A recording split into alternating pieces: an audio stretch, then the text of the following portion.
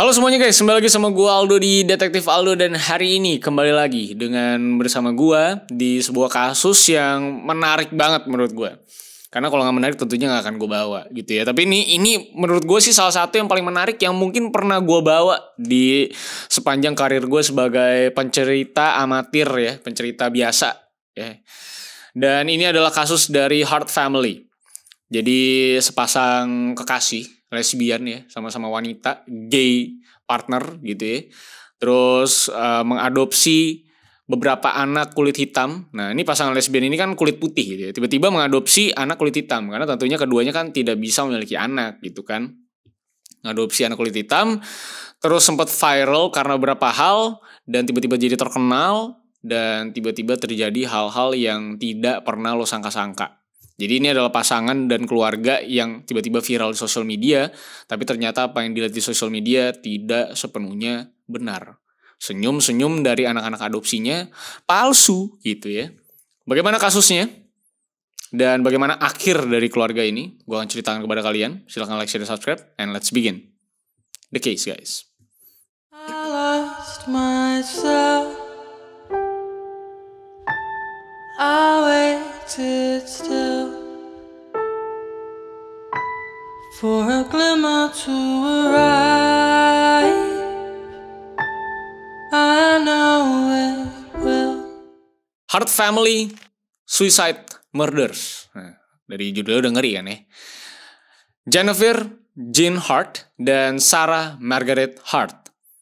Ini adalah sepasang lesbian atau pacaran atau bisa dibilang istri-istri, bukan suami istri ya, karena kan dua-duanya cewek.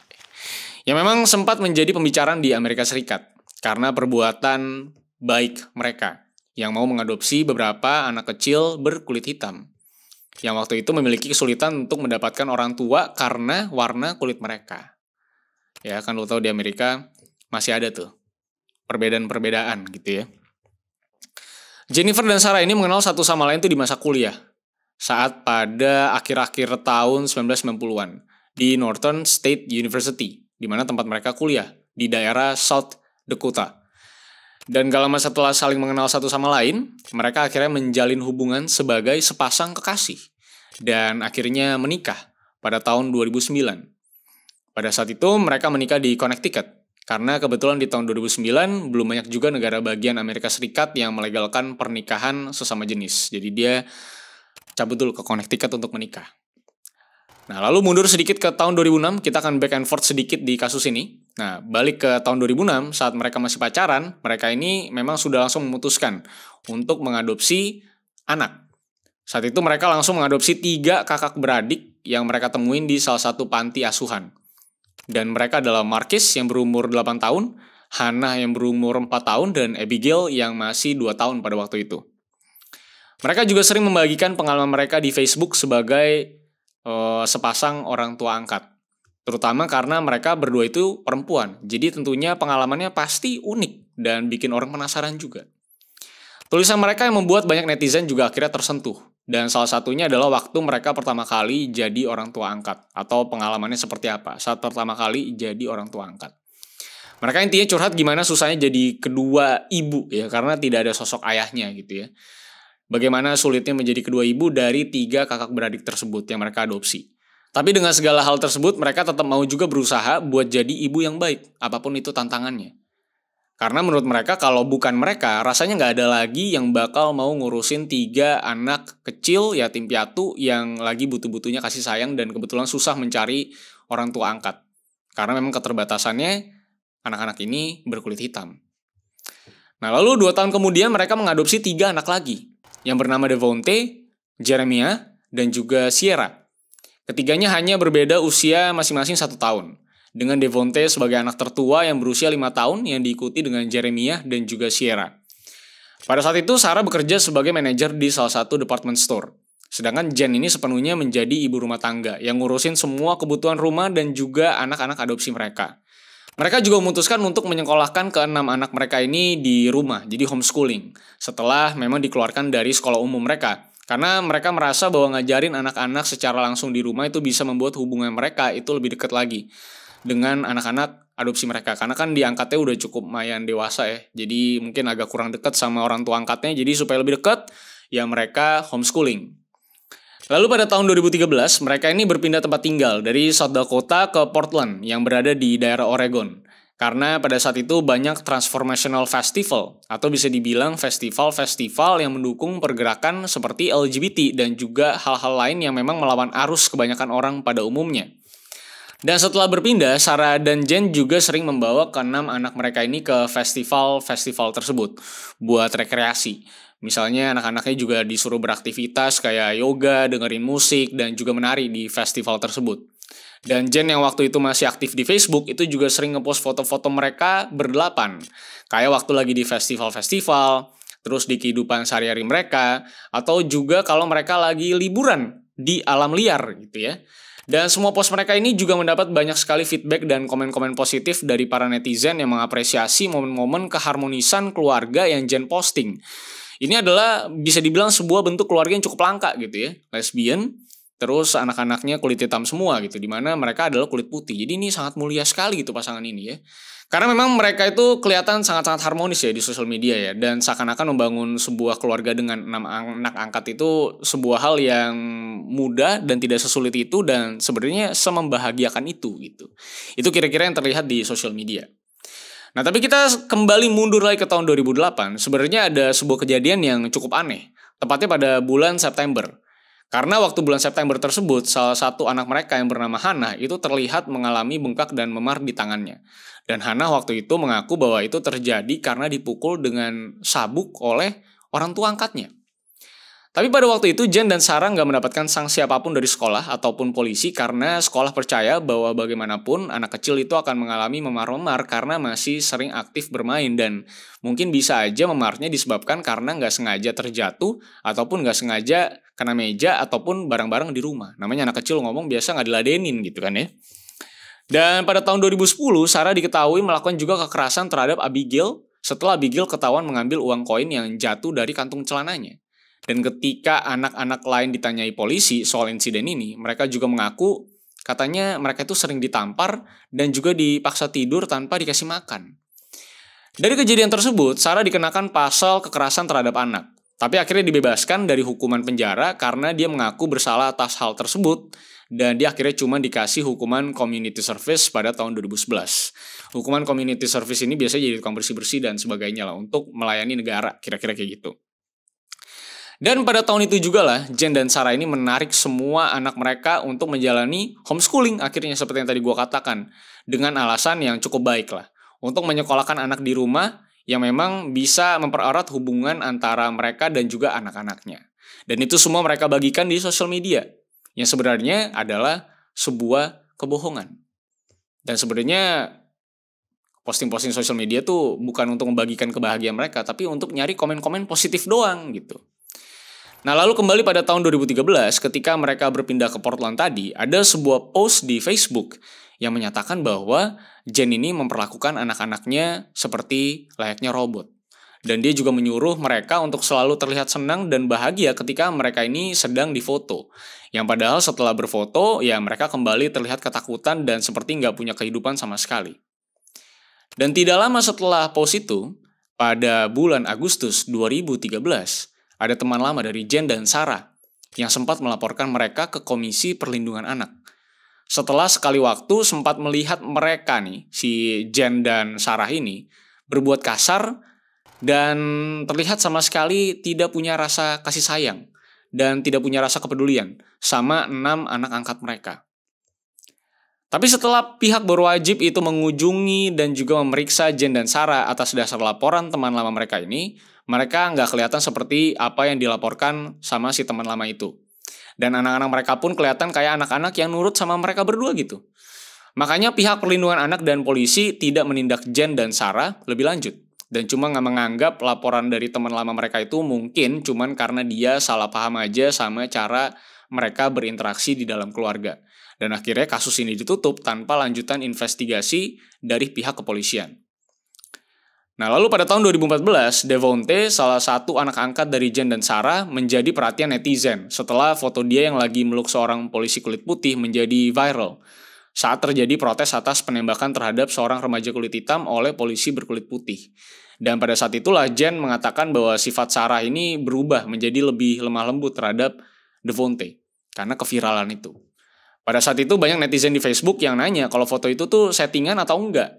Tapi memang cuma minta tolong supaya para netizen tuh nggak nge-share juga foto-foto Devonte dan anak-anak yang lain.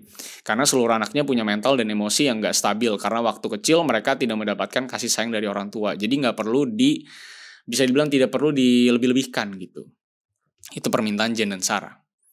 Dan 3 tahun kemudian, pada pertengahan tahun 2017, setelah sosial media itu mulai rame dan juga mereka ini ada di mana-mana gitu ya, mereka sekeluarga pindah kota lagi ke Washington. Kali ini mereka pindah karena orang-orang pada tahu tempat tinggal mereka yang lama setelah foto Devonte itu viral. Dan akhirnya memutuskan untuk pindah demi privasi mereka sendiri dan katanya demi anak-anaknya. Nah tapi, sesaat sebelum musim panas pada tahun tersebut selesai, tiba-tiba tetangga dari Jen dan Sarah yang bernama Bruce ini mendengar bunyi bel rumah pada jam 1.30 subuh. Dan ketika si Bruce keluar, dia ngelihat seorang anak perempuan yang terlihat kehilangan 2 giginya. Yang meminta tolong karena orang tuanya katanya melakukan kekerasan dan bahkan sering ngomong kasar dan juga rasis sama dia. Kaget dong gitu ya. Langsung ditanyai lebih lanjut. Nah anak tersebut ternyata adalah Hannah, salah satu anak yang diangkat pertama kali oleh Jen dan Sarah. Tapi Bruce dan istrinya yang nggak tahu latar belakang mereka malah memulangkan Hannah ke rumah Jen dan Sarah. Dan Jen yang ditanya oleh Bruce hanya bilang kalau Hannah dan anak-anak lainnya nggak sekolah karena sering dibully oleh teman-teman seusianya karena mereka berkulit hitam. Dan menurut Bruce itu sangat masuk akal. Karena memang pada saat itu kondisinya masih seperti itu gitu. Ada racism gitu. Dan masuk akal juga kalau mungkin sebagai pasangan lesbian dan punya 6 orang anak angkat itu juga sangat sulit. Makanya banyak hal yang mungkin terjadi di rumah tangga tersebut. Makanya pada waktu itu Bruce percaya aja sama kata-katanya Jen dan mungkin Hannah pada saat itu lagi stres saja gitu. Setelah itu Bruce juga menerima surat yang berisikan tulisan permintaan maaf dari Hannah yang berisi bahwa sebenarnya Hannah waktu itu lagi frustrasi karena kakak laki-lakinya berbuat onar dan gak dewasa waktu di rumah. Dan dia sebenarnya cuma lagi pengen nyari perhatian orang aja karena masalah di rumah waktu itu. Bruce yang membaca surat tersebut ngerasa kalau isi dari suratnya terlalu rapi. Dan sama sekali nggak kelihatan kayak surat yang ditulis oleh seorang anak kecil. Dan setelah pengiriman surat tersebut, rumah Bruce juga seringkali didatangi dan dimintai makanan oleh Devonte, yang datang ke rumahnya dengan ekspresi gugup dan cukup kelelahan.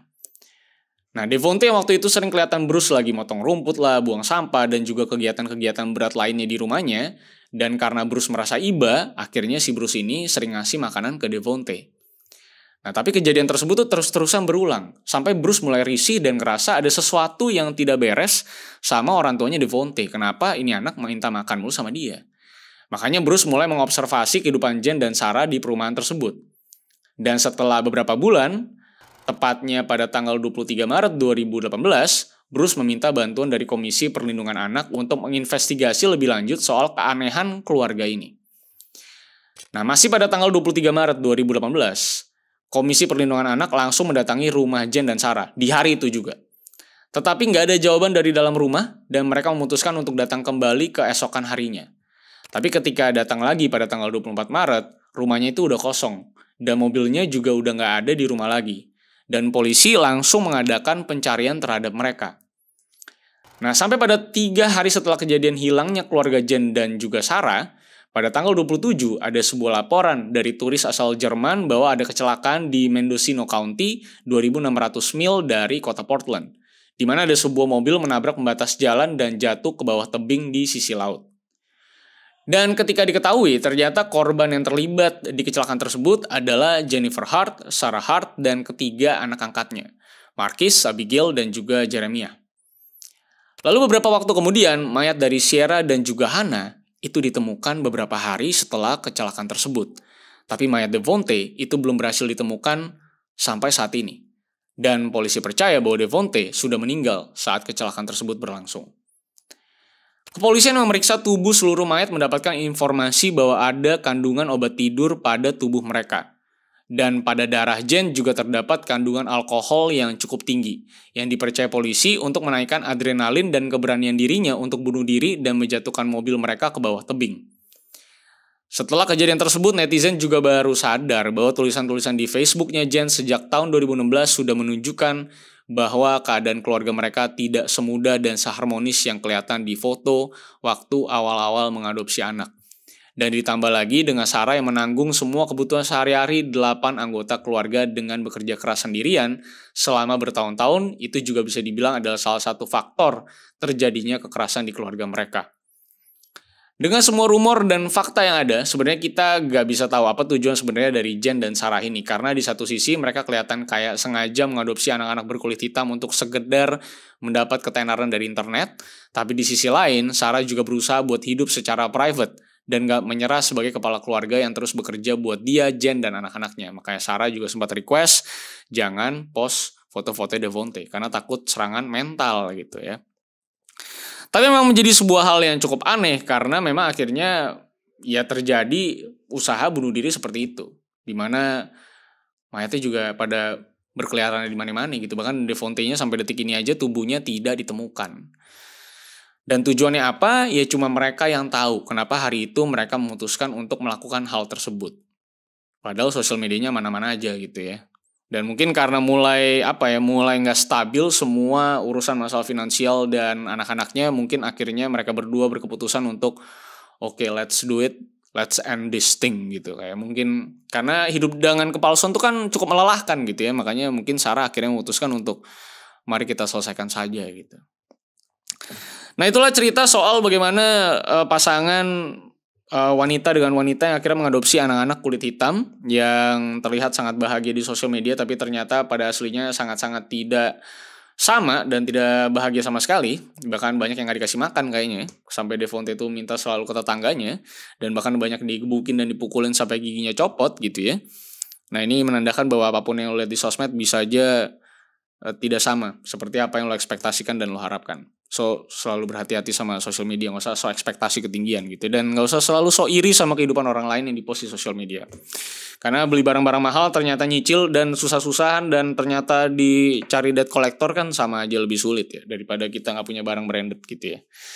So sampai jumpa semuanya di video-video selanjutnya, karena masih banyak kasus-kasus menarik yang bisa kita bahas, yang kita kupas di muka bumi ini. So see you on the next case guys. I lost myself. I waited still for a glimmer to arrive.